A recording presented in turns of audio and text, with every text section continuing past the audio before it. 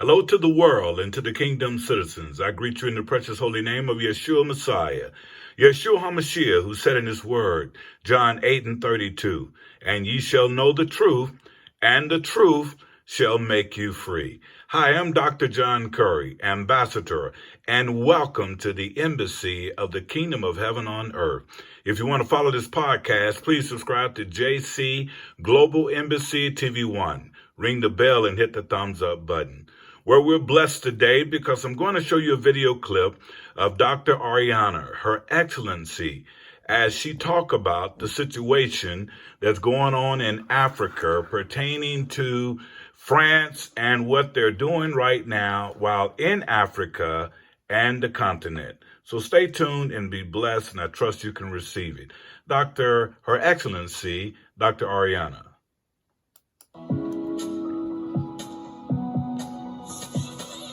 On the continent. I heard a story of what's happening in Nigeria. I'm told it has gotten better. That if you wanted to get a contract as a Nigerian in Nigeria, they were now having these white people, homeless white people, they would dust them up and give them a three-piece suit. And you just have a white man sitting next to you as you're negotiating a contract. You have a better chance of getting that contract than if you went by yourself. Your own brother and sister is going to discriminate against you. It goes back to the disease that I spoke about to begin with. We are still suffering from the legacy of colonization. We are still suffering from the shackles of the mind. It is your own brother who is doing that. So you're quite right. We must re-educate ourselves. Let's start with the colonial textbooks. You are quite right. We should not be having colonial textbooks in our schools. It's about time we rewrite our history. It's about time the hunted tell their story. And so we realize the problem. Why is it 60 years since independence in most African countries, we are still using colonial textbooks? It goes back to the disease. A minister of health can make that decision that I'm going to rewrite the textbook. And he commissions even the university to rewrite the textbooks. And it's done. But if the minister believes in what he's reading, how is he going to change? Tell me why the judges in Africa still wear those stupid white wigs. I mean, they were just some dumb things that we continue. They look ridiculous, you know? But there are things that come from colonial days that we still do. And it's people like me and you, my sister. So that's why we have to wake up. When you are an awoken judge, you walk in one day and then, Mr. President, I'm not wearing this stupid thing. It's 100 degrees in Africa and I'm supposed to sit in court all day with this stupid wig, you know? But I could go on of the dumb things that we are doing. And we are not correcting Africa. We are not speaking up for Africa because we are still asleep. We need to wake up. Once we wake up, guess what? I am going to say the contract goes to my brother first. It'll only go to the Chinese if I cannot find my brother. But the problem in Africa is, oh no, we'd sooner work with a white person than with a black person. We'd sooner work with the Chinese than my fellow brother. That is the problem. And so let's call a spade a spade. We are still asleep and we need to wake up. Those that you're going to run into when you go home, who are giving you the roadblocks, they are still asleep and they are suffering from the legacy of slavery and colonization. Why would they choose to give a contract to a white man? A white man comes through that door, all the rules will melt away. They are willing to jump through hoops to help a white man. They are willing to jump through hoops to help a Chinese. How sick is that? How sick is that? A Chinaman will never jump through hoops for you. A white man will never jump through hoops for you. And yet you can't see it within yourself to say, I can't do that. Well, I mean, it is mind-boggling when you see the things that we do. I often say to my white friends, sometimes I wish I could be a fly on the wall when these white people are talking about how dumb we black people are. We do dumb things and they know it. Yes. And they get away with it.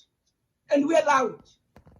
Wow. So at the end of the day, it's up to us. Until we wake up, nothing is going to change. The solution is for the brain drain that has occurred over the past 400 years, starting with the children who were sold into slavery, to the brain drain from those who left in search of greener pastures, running away from wars and famine. The end result is Africa's intellectual property, intellectual capacity, Africa's gold is in the diaspora. Some actually would like to refer to the African diaspora as Africa's gold. When we organize and we go home as a united front, guess what? No more can the heads of states give first choice, first right of refusal to the Chinese or the Europeans. Right now, the heads of states don't have a choice. They want development. They want electricity in the villages. They want running water in the villages. They want roads to go to the villages. But the capacity to build and deliver on that is not there in their countries. So the foreigners are coming in, they understand our needs, they realize the diaspora are still asleep. So they're coming in, and now with the approval of the African Continental Free Trade Area, the boundaries that have kept us from trading with each other as African countries are now being melted. The Chinese and the Europeans, they now have the strategy to say, you know what? Now we can register a company in one country and spread like wildfire on the continent. They have a strategy on how they're going to take over Africa. Guess who is not strategizing? The owners of the land, the children of Africa in the diaspora. What is needed is we have the Chinese on one side, we have the Europeans on the other side. There is a void, there is a space, there is a seat that is waiting for the diaspora to occupy, to fill in that intellectual capacity, to fill in that financial muscle, and we have it. It's one thing if we didn't have it. We have the financial capacity, we have the intellectual capacity. All we have to do is unite. Unite and fill that void space. But if we don't organize and come and fill that void, guess what? The Chinese are going to come and take it. The Europeans will continue to take it. That is the sad status of our reality. To say, how do we wake each other up? To say, why I may be mad at you, my brother, but when it comes to the family, we come together. Why can't we learn from the Jews? When the Jews realized that they were considered an outcast, they realized their strength was in their unity. So they came together. But they realized coming together alone is not enough. It's about economics. So they started pulling their monies together. There are only about 15 million Jews in the diaspora. And their claim is a small piece of land called Israel. And yet that small group controls the world. Yes. Because they have the financial economy. On the other hand, we are 1.7 billion Black people in the world. And we own the largest landmass in the world, over 30,000 square kilometers. And we are treated as the scum of the earth. If you can just look at those two comparisons, the Jews and their little bit of land and Africa, 15 million, and how many do we have in Black people? Why are we not taking over? Why aren't we ruling the world? It's because we cannot see it within ourselves to come together, to trust not only ourselves, but each other. How often has anyone tried to do something and fundraise and we support each other? What we don't realize, to take it to a personal level, if I don't trust my brother, guess what? My failure to trust my brother is a reflection of how I don't trust myself. I want to repeat that. My failure to trust my brother is a reflection of how I don't trust myself. And then guess what? Your own brother doesn't trust you either. And so his failure to trust me is a reflection of his own failure to trust himself. And then it becomes a domino effect. Yes, so we don't trust each other. Yes. Nothing gets done.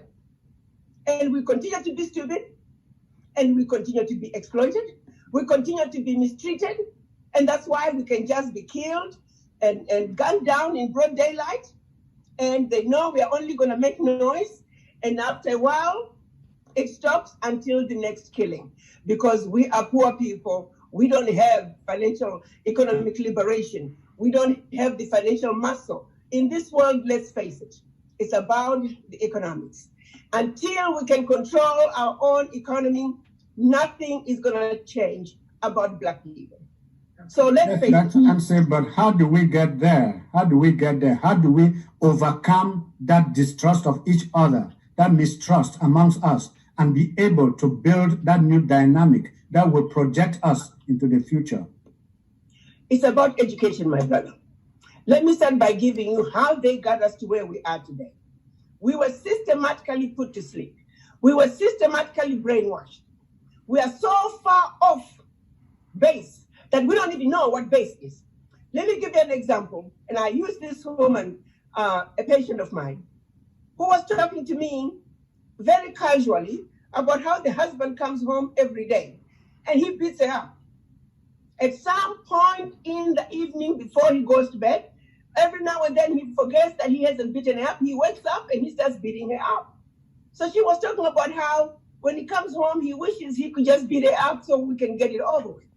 And I'm listening to this woman describing a horrendous living situation, but she has normalized it. So I said, so when he's beating you up, what are you doing? She's talking about covering her face because she didn't want to have bruises on her face, so her family would ask her what happened. Now this woman is even defending the abuser. We call that a battered woman. She didn't even know what norm was anymore. Abuse was part of a normal routine for her. We Black people, we are sort of like that. We are used to abuse. We give excuses for abuse. And though we don't realize that what we are accepting is not normal. You take, for example, how can a whole continent, $500 billion to France every year, and nobody was talking about it. A poor continent, they say. They're taking one little bitty country, we said nothing.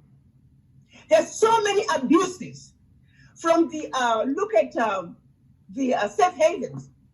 The average African country, the major employers are the former companies that belong to the former colonizers. They employ close to 75% of the people in that country. They don't pay taxes. They send all their monies to safe havens. What? And we're talking trillions out of Africa. The illegal mining, the illegal logging, illegal fishing, illegal trading plants and wildlife. When you take all that together with the safe havens, billions of dollars, trillions of dollars are getting out of Africa. Why aren't we stopping it? Because when we go to the negotiating tables, you sit us in front of a white person, we start to shake. We are afraid of the white man. How did we get to be afraid of the white man? Very easy, my brother. When the missionaries came to Africa, they knew we were powerful people with our own well-established religious systems, educational systems. They knew they could not conquer us unless they put in a strategy to make us believe that what they bring to Africa is better and that what we have in Africa is not good. They also told us that there's a Jesus Christ who is white, that the angels were white, that the devil was black. They proceeded to tell us the angel was desirable and Jesus Christ, and then now here's the kicker. We all know white people don't look like a white piece of paper, but they turn around and say, you see, we are white. We represent the angels. We represent Jesus Christ. Are you with me? Then they turn around and then they go to us Black people. They said the devil is black. The devil is to be hated. The devil does all the horrible things. And you wear black when you bury somebody. You wear white when you marry. You wear white when you baptize somebody. And then they turn around. I look at myself. They said, it doesn't matter how you look. You all are black. Mm-hmm. So now they say, come to church twice a week. And you kneel in front of a white Jesus. You kneel in front of some white angels. And every day you worship images that don't represent you. So no wonder little boys and girls, they want to grow up wanting to be like the white people because they are the ones that represent purity and everything beautiful and everything desirable. Have you ever wondered why we have never questioned that? Who has seen the devil? Who has seen the angels? Being a devil is based on deeds. What the Officer Shelby did when he murdered George Floyd, that's the personification of a devil. We have never questioned that. We have never questioned that. Jesus Christ was not white. Jesus Christ was a brown person, and we all know it is in the Bible. When Mary and Joseph were told to run away with Jesus Christ, they were told to go to Egypt. Because in Egypt, he was going to blend with people who look like him. If he was white, they would have told them to go to Europe. But in Europe, he was going to stand out like a sore tooth. And so what we need is to teach our children. Yeah, on your Excellency, on that line of thought, it is also from Africa that we had the greatest helper of Jesus Christ on the way to Calvary, the guy from Libya. That said, our focus, let's come back home. We know all those things, but I know that you are reiterating them for better understanding. But how is the coming of the Africa Free Trade Area going to change the dynamic? The African Free Trade Area is not going to change the dynamic until our mindset changes. What's needed is the diaspora to go home. We're going to open up the borders. 90% of the goods traded within Africa are going to be duty-free. But guess who's going to benefit from all those open borders? It's not going to be the children of Africa. If we do not organize, AFCFTA is going to see the ushering in of a complete takeover of the continent by the Chinese and the Europeans. Make no mistake about it, because we are not prepared to bring in the funding that is needed for the implementation of the Continental Free Trade Area. It is just that simple. How do we get that funding? The African is generally poor. The African, as you already said, mistrust each other. How do we put the money together? Well, that's why ADDI, African Diaspora Development Institute, we are going to go full force to educate and inform and wake up people. Remind people of our history. Many people don't realize they're suffering from the legacy of colonization. Many people don't realize they're suffering from the legacy of slavery. The simple fact that you cannot see it within you to say, let's all pull $1,000. 1 million people with $1,000, that's $1 billion, my brother. Right in this country, there are about 50 million Black people. Continental Africans, about 10 million. Just give me 1 million with $1,000. There are plenty of us who can do that. Now, give me 2 million. Now, go to Europe. Give me 2 more. So 2.5 from here, 2.5 from Europe. That's 5 billion a year. We can take that 5 billion, leverage it. In 1 year, it can turn into 15, 20 billion. That's what they're doing. They come together. They put their finances together. They believe in each other. So what's needed is for us to wake up and not to find excuses as to why we can't. Yes, we can. We need to wake up. We need to understand that this time we must behave like the other races. Chinese will look out for the Chinese first. You'll never make it if you try to open a business in a Chinese neighborhood. You'll never make it if you try to open a business in an Indian neighborhood, in an Italian neighborhood, in an all-white neighborhood. It's only us Black people. If a Chinaman, if a white man was to open a business in our neighborhood, we will put our own Black brothers out of business and start patronizing the others. That is the disease. I feel your pain. I really do feel your pain. And I want you also to know that we're doing what we're doing because of you. We know this Africa of ours is messed up, and we're going to work together with your energy and your intelligence, together with our wisdom. I know we can come together to make Africa a better place. You are not alone. We feel your pain. I want you to know that we are with you. Let's walk this journey together. To the rest of our listeners, this is we're absolutely with you. And if you ever want to talk, have the Reverend Fremont give you my number, because I owe it to you to understand. And so you never hesitate to call me and say, Mama, I'm confused about this. And you know your mama will give you an answer. Okay? I owe it to you. You are our youth, and we are responsible to you. And your pain is real. Your pain is real. I want you to know that. So for the rest of the viewers, thank you all for listening. Let's join hands. Let's remember that what puts us together, what joins us is our blackness. What joins us is our blackness. And so let's come together and speak with one voice. Let's go to ouraddi.org. Let's all sign up. When we have close to 1 million signatures, we can begin to go to the heads of states and say, before you give a contract to the Chinese, to the Europeans, your children from the diaspora are saying, we are ready to come home.